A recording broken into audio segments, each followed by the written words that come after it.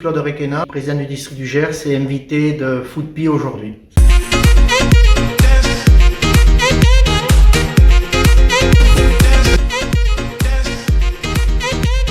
Alors, ma prise de fonction, je dirais, dans un sens, se passe bien, puisque je connais la maison, puisque c'est mon 4e mandat, puisque mon prédécesseur est actuellement le président délégué, c'est M. Guy Glaria, et donc nos rapports se passent très bien. J'ai une bonne équipe autour de moi, que je connais bien, donc il n'y a pas de souci. Après, voilà, l'inconvénient, c'est le contexte particulier. Être élu le 18 décembre, c'est pas forcément, c'est entre guillemets pas forcément un cadeau, justement à cause de ce contexte particulier qui fait qu'il faut gérer un petit peu différemment. Et voilà, on est en attente, il manque quelque chose, il manque tout simplement l'endroit où on devrait être le plus, c'est le terrain. Ils sont un petit peu inquiets et il leur manque surtout de la visibilité. C'est-à-dire qu'ils sont un petit peu comme nous, ils nous interrogent, mais on est incapable actuellement de leur dire, même si on sait qu'il y a une tendance forte sur l'arrêt des compétitions, mais il n'y a pas une décision ferme, définitive de la part de notre fédération, et ça nous manque, ça leur manque. Je sais qu'ils continuent à s'entraîner, mais c'est toujours sans contact, donc voilà, ils sont inquiets et ils aimeraient en savoir beaucoup plus, avoir beaucoup plus de visibilité pour pouvoir se projeter sur la saison prochaine 2021-2022. Nous, justement, on est dans la même, je dirais, dynamique, c'est-à-dire qu'on souhaiterait que d'une part, notre fédé nous donne, se prononce officiellement en disant, voilà, il y a arrêt des compétitions. Après, il y aurait une deuxième date qui est importante, qui est complètement différente de la première, qui est la date à laquelle le gouvernement, sanitairement parlant, nous permettrait une reprise normale d'activité avec des contacts, c'est-à-dire pouvoir s'entraîner normalement. Et nous, pour faire face à ça, dès qu'on aurait ces deux éléments, j'ai demandé aux deux commissions, commission des jeunes et commission des compétitions, de travailler sur des projets basés sur la gratuité et le volontariat, c'est-à-dire de proposer une reprise d'activité au club sous forme de tournoi, sous forme de coupe, on pourrait l'appeler coupe Covid, voilà, pour que les clubs puissent se préparer, pour qu'ils puissent revenir en toute sécurité, parce qu'il faudra quand même un laps de temps pour que les différents joueurs qui ne sont pas forcément entraînés assez sérieusement, je parle des niveaux départementaux, des 1, des 2, des 3, prennent le temps sur 15 jours, 3 semaines de se remettre dans les bonnes conditions.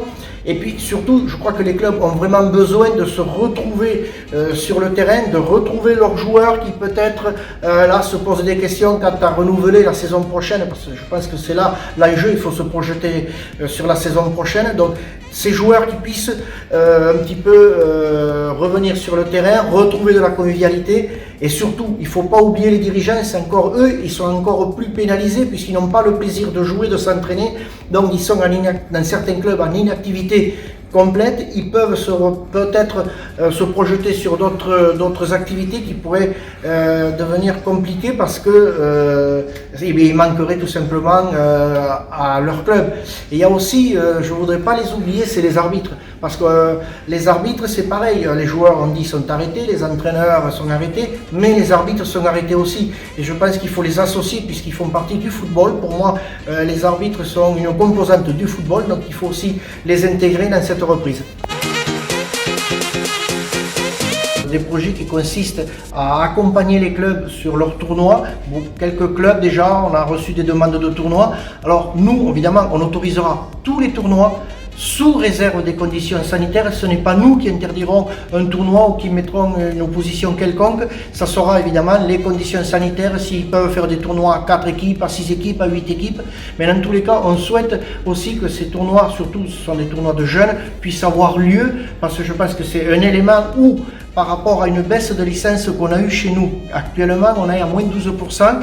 Et sur ces moins 12%, 80%, exactement 75% sont entre des U6 et des U15. Ça veut dire dans tout ce qui est surtout le football d'animation. Donc je pense que le tournoi est le moment idéal aussi pour les clubs de retrouver les gamins, de retrouver les parents et de resensibiliser tout ça, de remotiver et de rassurer tout le monde pour l'autre saison.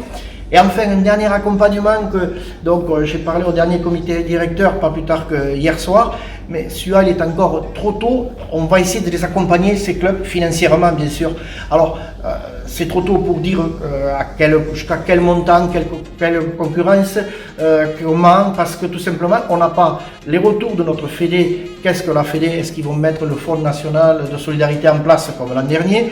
Est-ce que voilà le retour de notre ligue aussi? Qu'est-ce qu'on va recevoir? Mais nous en clair, District du Gers, le comité directeur, c'est de pouvoir dans le domaine du possible, de la faisabilité, accompagner les clubs financièrement pour la saison prochaine.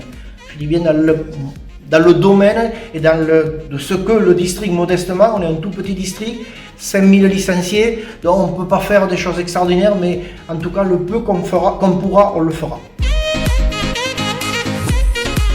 Alors j'ai connu Footpi parce que tout simplement, si vous voulez, j'étais président du club de l'île Jourdain avant, et donc les résultats m'intéressaient beaucoup, et donc on passait les samedis soirs lorsqu'il y avait les matchs sur Footpi pour rechercher les résultats, et puis après de fil en aiguille, on regardait un petit peu en début de saison les mutés, tout ce qu'on pouvait trouver, les news, voilà, tout ce qu'on pouvait trouver sur Footpi. Donc je l'ai connu un petit peu comme ça, et progressivement, je suis devenu, je dirais, un lecteur entre guillemets de Footpi, quoi. Une remarque positive pour Footpi, c'est que avant, ça c'est le côté qui était pas, c'était surtout centré, on va dire couronne toulousaine, on va dire ça comme ça.